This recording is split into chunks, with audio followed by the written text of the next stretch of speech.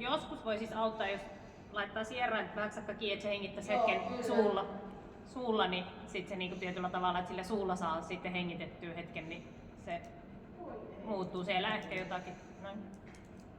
Menee. Mutta se on vasta silloin, kun se alkaa taas tällainen määrällä. Sitten käsiä aika matalalla, se voi olla ihan tuossa polvien lähellä, ja ottaa yksi askel eteenpäin siitä.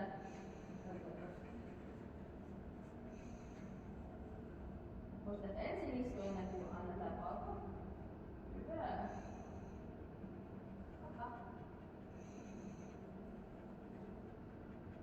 Hyvä.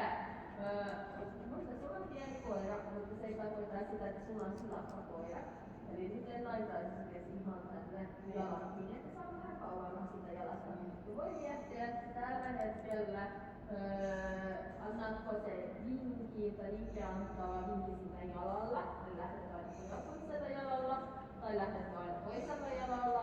Miten vaan itse mä lähtisin koiran toisella jalalla, koska se koira on helpompi, johonkin on helpompi ylläpitää sitä painoa. Hyvä. Ehkä se käsi voisi olla ennen kuin sä lähdet tossa ja sitten vasta, että ei tulisi ihan sitä ylöspäin pöntymistä siihen alkuun. Käsi on tossa. Näin.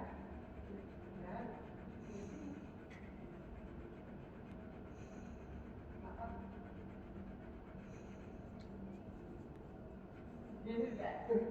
Ottaako hän minusta namia? Miten mä itse näen? Mä näen enemmän sillä tavalla, että okei, jos sä otat sitä namia, sitten sä otat, mutta sitten mä teen tällä tavalla. Sisällä. Sulla on mitään hampaa. Eli sitten mä teen silleen, okei, mutta mä en nosta se käsi ylös, sitten sä oot tossa. Ja harjoitellaan tätä. Vau, se oli hieno.